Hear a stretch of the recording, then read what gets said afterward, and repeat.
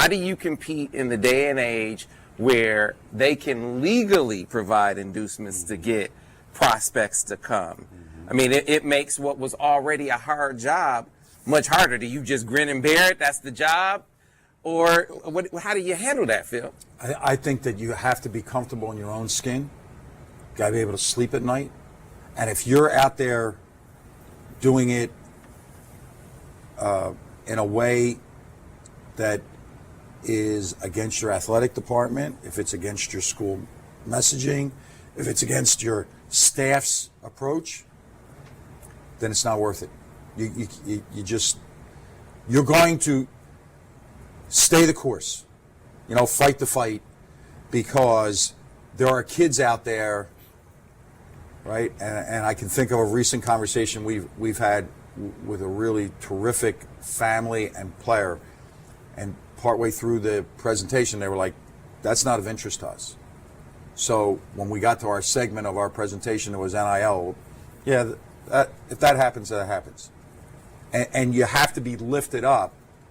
Like, I go through this phone every day and I'm looking like, well, that's a story. What can we learn from this story? There's one today. I assume he's great, wide receiver at Boston College, came out publicly and said, I turned down $600,000 from one school, $300,000 from another school, and all they wanted me to do was enter the portal. They didn't want me to say, I'm coming there, but that's what they wanted to talk about. And the kid goes on in the article and says, that's what they thought. They thought that I valued that. I'm staying, and I hope he's great. I hope that he's great, because you're going to have, as much as you have poster children now for, oh my God, look what they got. You're going to have poster children to say, you know what, I got to do it this way.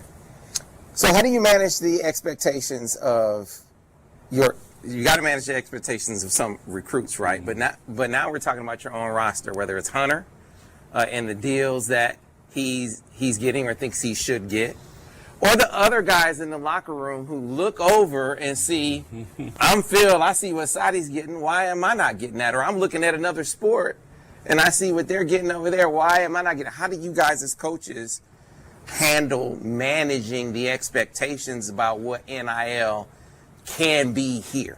I think we're all in that space where that's what we're figuring out now, right? Like, if you look at what some of these young people made last year, just in general, across the board, if they made what they actually made, some lived up to those expectations, others didn't, and the scrutiny that came to those young men. And so, to your point, man, such and such got X amount of dollars. He's not even doing anything. I had a great year and I'm only making this. We always say, let's keep the main thing the main thing. The main thing is you are a student athlete at one of the greatest universities in the world. We, Michigan, is going to do everything in our power to maximize this student athlete experience for you. Academically, athletically, financially, socially, all of the above, right? And so, like, if you're a young man who has that trajectory to where you can play at the next level, this is just, a byproduct of what is going to happen for you in the future. Because if you're not in the gym, if you're not working out, if you're not getting better at your trade, all that's going to get cut off anyway. Same thing for us as coaches, as staff. If you're not winning, all this money that's being pumped into programs and universities to stockpile their roster is going to go away, right? Like, somebody's going to say, why am I going to continue to keep giving X amount of dollars for this transfer kid and you're not winning championships? You're not making it past the first weekend of the postseason NCAA tournament, right? So, like, as great as it is Well, It comes with It does. with heavy But you know why I asked that expectations. question? Because what Hunter brought up, he said, you see the guy in Miami? He gets $400,000 for just transferring there. Yeah. He's not a tournament guy. He's getting that for walking it per year. Yeah. And the car. I got to pay for my car. This dude is getting the car. Like, The main thing has to So that's stay the main thing. As coaches, right, we get paid X amount of dollars. We've had a tremendous amount of success. Neither one of us are the highest paid assistant coaches in the country. So if we're like, why aren't we making the same amount or more as those guys over there? It's a distraction. It's an unnecessary distraction. So that's why people have choices, right?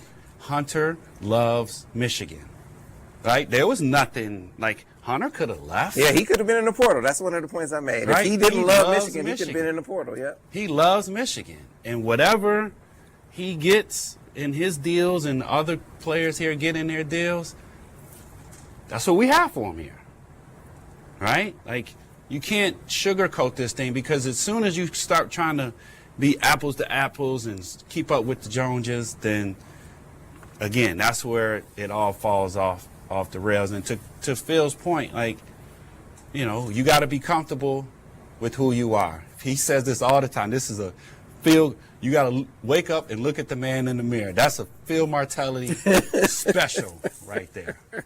And if you're okay with that, and the guys are okay with that, and we're winning, like, everything they want is going to come as a result of that.